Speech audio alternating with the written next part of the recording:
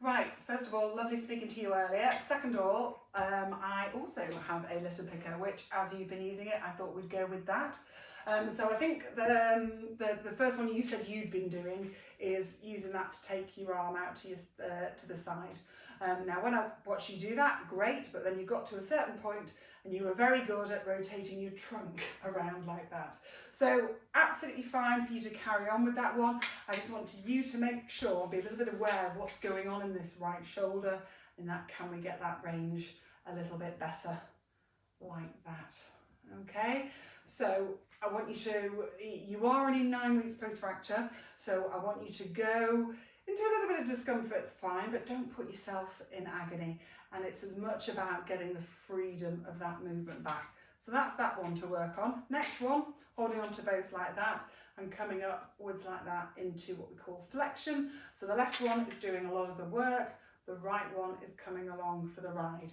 What I want you to be really aware of is whether that shoulder is hitching at all. So I want you to think about shoulders back, think about putting your shoulder blades in your back pocket before you set up, so shoulders up and shoulders down, and then bring those arms up like that as far as is comfortable. Good stretch, and then relax it down.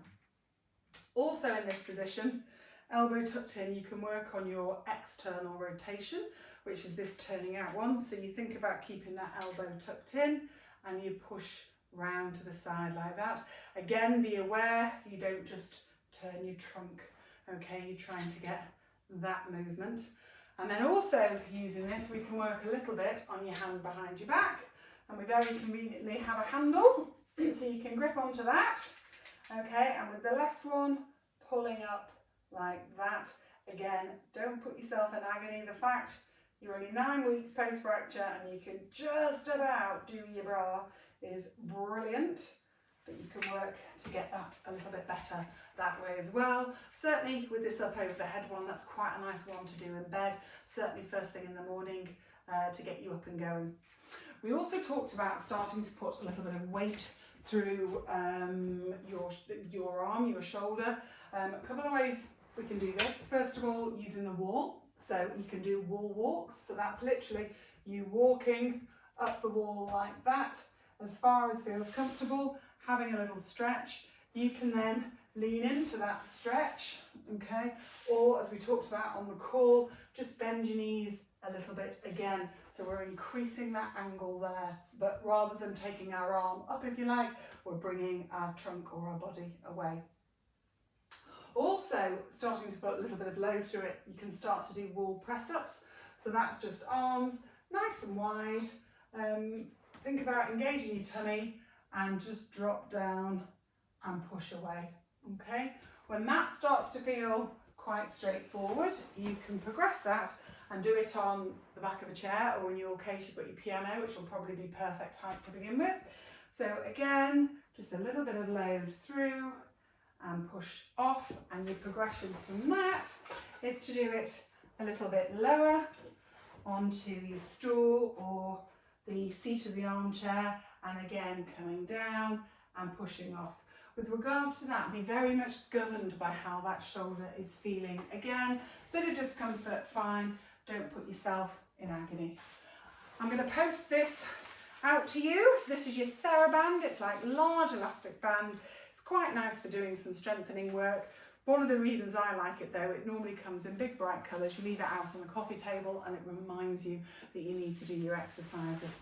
So your first one, hands to your loop like that, press out a little bit, okay? And then I want you maintaining that as you bring your arms up through range and down. And again, forward and up and down. Okay. In addition, elbows tucked in, you can also work on pushing apart, and what you're thinking about there is doing that movement, and as you do that movement, you're thinking about squeezing your shoulder blades together. You can also use it, if you put it put it under your left foot like that, so you've got that left foot in front, right foot behind, and you can work on starting to build just your general strength up. So a bicep curl, simple as that. what you call a row, which is where you pull up and back. So it's that movement, bringing your shoulder blades together and release, but also working on taking it up and forward. Don't worry if it doesn't go much beyond there. We're starting to engage all those shoulder muscles, and it's just about trying to switch them on and get them going again. With regards to repetitions, to be honest, there's no magic number. When you're doing any kind of strengthening one, work to the point of, oh, I've had enough. So that's not agony, that's fatigue, it feels tired. That shoulder had a really nasty injury 9 weeks ago. It is going to feel a bit weak and uncomfortable, and that is perfectly normal, and that will probably vary a bit day to day, so don't beat yourself up if you have a day where you do a few less repetitions than you did the day before. With regards to your movement exercises, so those are the ones using the stick or the walking up the wall, those are ones to do little and often. So it's whenever you grab sort of 5 minutes, do a few repetitions, again to the point of you've had enough. That's certainly plenty for you to be getting on with, and I look forward to speaking to you in a couple of weeks.